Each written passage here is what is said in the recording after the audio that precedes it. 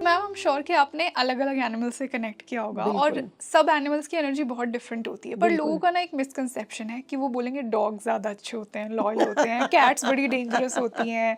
तो मैं समझना चाहूँगी कि डिफरेंट एनिमल्स की एनर्जी कैसे होती है। ऐसा बोलते हैं ना, there is a scientific fact कि एलिफेंट्स को हम भी क्यूट लगते हैं। हाँ, बिकॉज़ हम तो छोटे हैं। या तो मतलब आपको क्या लगता है डिफरेंट एनिमल्स की क्या डिफरेंट एनर्जी है, और जैसा क्या हम उनको समझते हो वैसे ही हैं? देखिए, एनिमल्स का सबका अपना-अपना पर्सनैलिटी होता है, इसको हम टाइपिफाई नहीं कर सकते। अच्छा। ठीक है, कुछ ट्रेट सब में होते हैं, लाइक मेन, विमेन, चिल्ड्रन।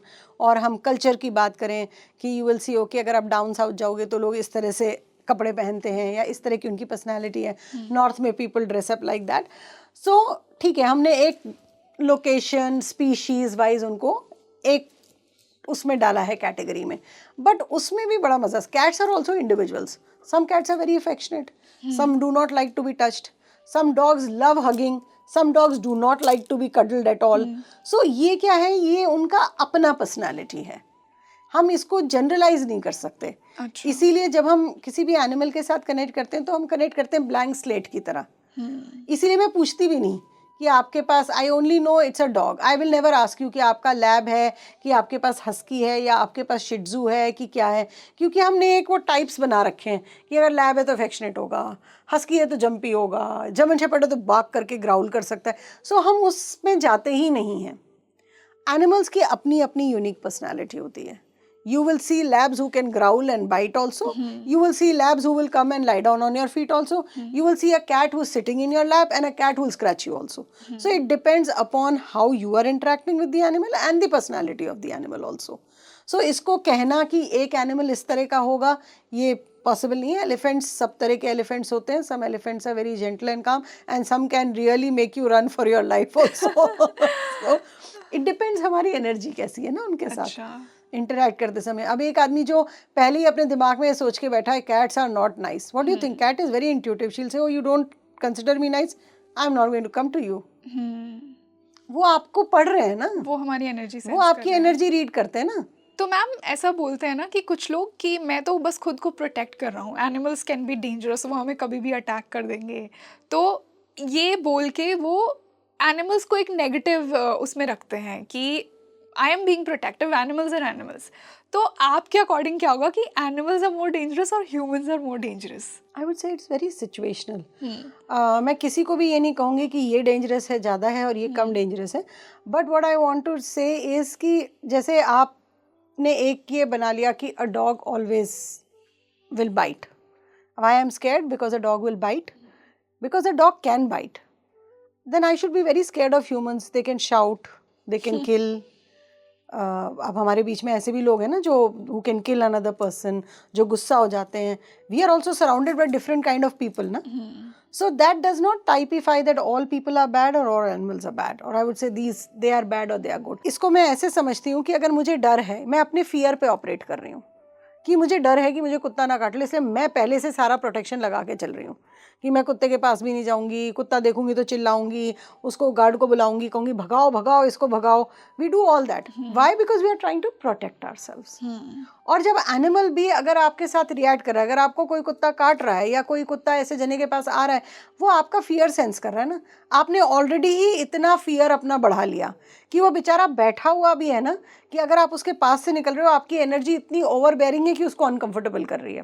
क्योंकि जैसे ही आपकी बॉडी में फियर होता है, आपकी बॉडी में एंड्रोलिन रिलीज होता है। वो एक तरह का हार्मोन है जिसको वो सेंस करते हैं, और फॉर देम दैट हार्मोन का स्मेल और सेंस जो है वो इट इज अलर्ट।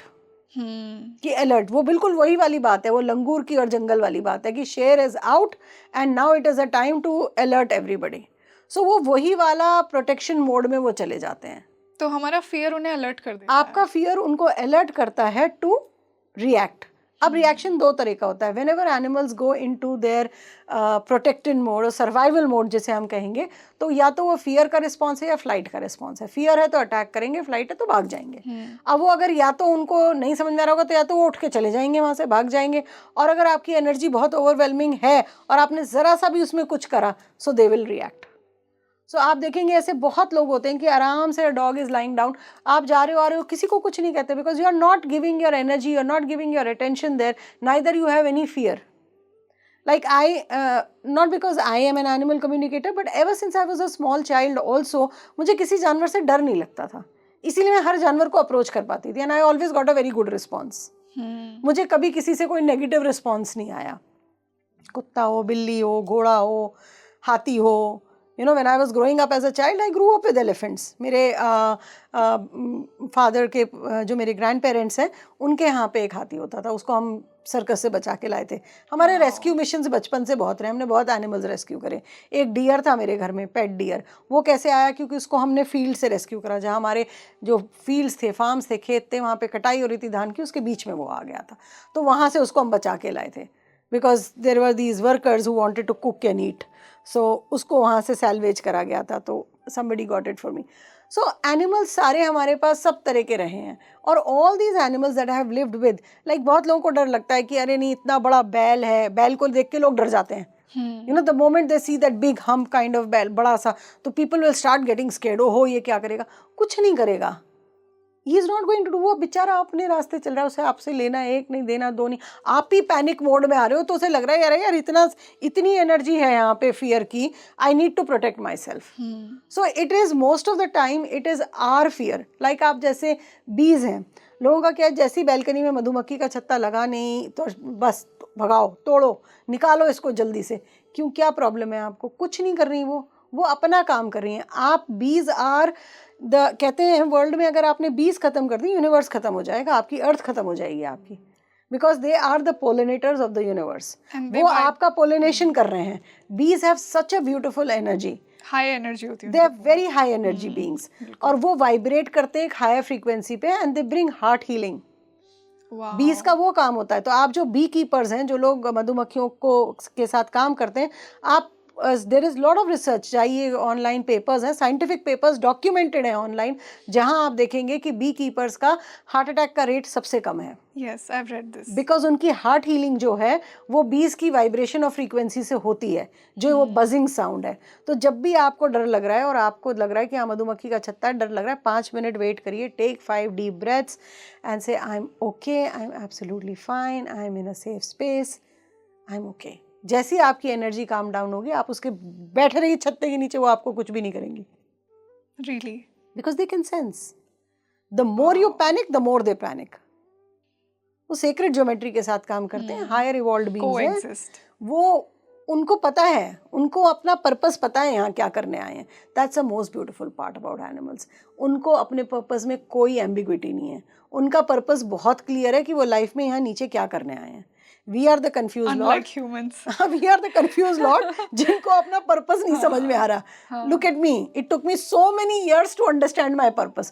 तो confused lot तो हम हैं, वो थोड़ी ना confused lot है. It took me like 3 decades to understand मेरा पर्पस क्या है. So they are very evolved. उनको अपना पर्पस पता है, वो अपना काम करने आए. As long आप उनके काम में इंटरफेयर ना करें, वो अपना काम बहुत ही अच्छे से करते हैं, without creating any untoward unpleasantness towards humans. They know how to coexist. वो तो जंगल में रह रहे हैं, प्रे के साथ भी रह रहे हैं, प्रेडेटर के साथ भी रह रहे हैं, उनको तो वहाँ बड़े अच्छे से रहना आता है.